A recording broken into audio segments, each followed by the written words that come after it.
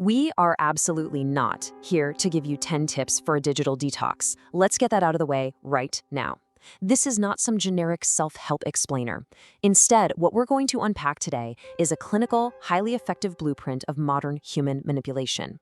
We are exposing a psychological architecture that is so deeply embedded in your daily life, you probably don't even realize it's operating. Welcome to the dark psychology of digital breadcrumbing. So why exactly are you awake at 2 a.m., right? You're completely exhausted. Your eyes are literally burning. But there you are, lying in the dark, engaged in the physical act of staring at a silent phone.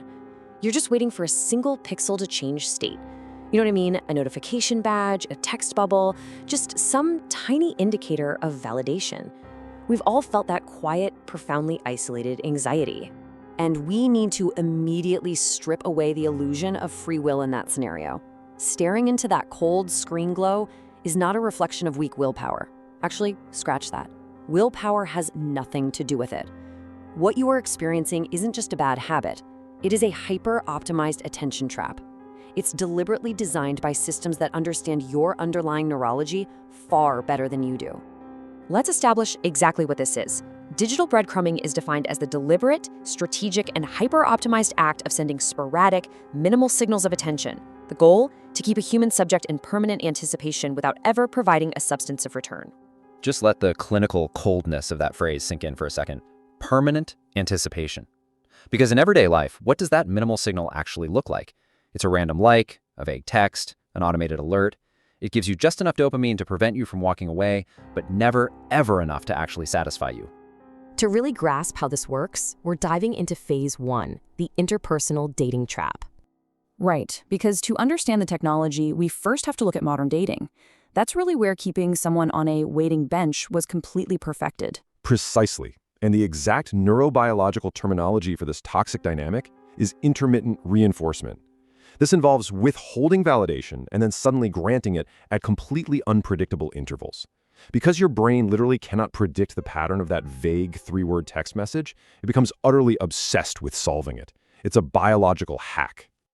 And this creates a severe, almost devastating asymmetry of power.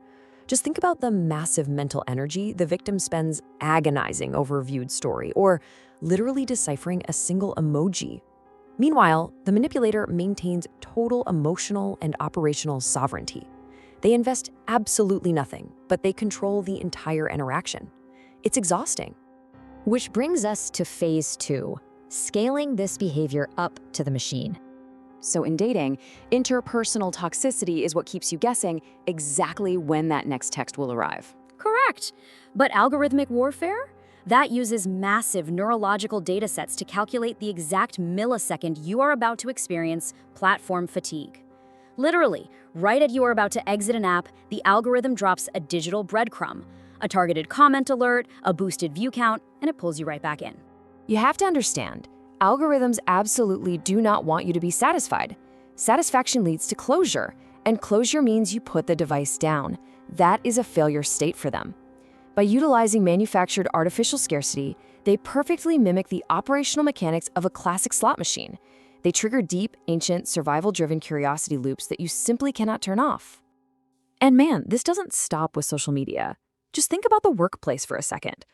Think about that visceral, low-grade terror of stepping away from your work desk for even 5 minutes to just get a glass of water, purely out of fear that your little green active status dot might turn off.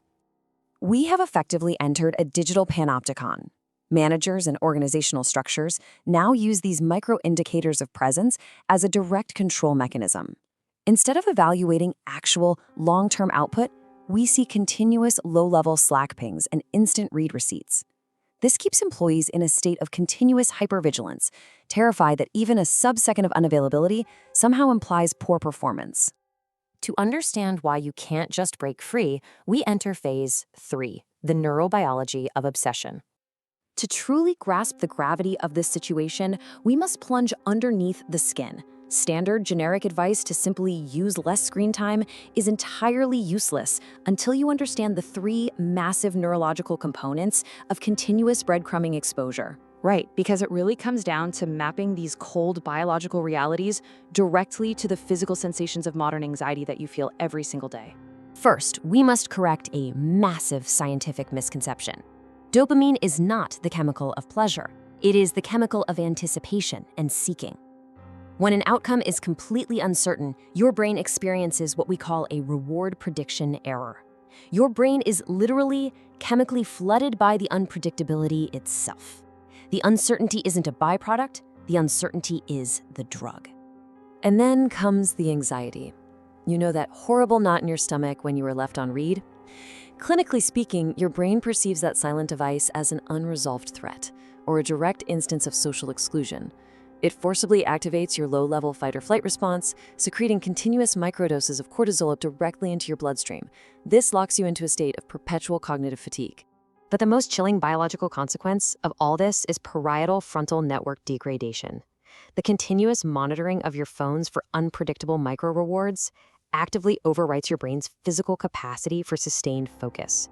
We are talking about measurable atrophy in working memory and a severe decline in emotional self-regulation. Your brain is structurally, permanently changing. Which inevitably brings us to our final phase, phase 4, the cognitive rewiring. Because this isn't just about feeling stressed out at work or annoyed by a date. The ultimate cost of living in an ecosystem dominated by digital breadcrumbing is the complete degradation of your human agency. We are literally losing the patience required to construct the grand architectures of our lives. We're being subtly transformed into hyperreactive organisms, just salivating over digital crumbs. And there are no generic self-help platitudes that can fix this.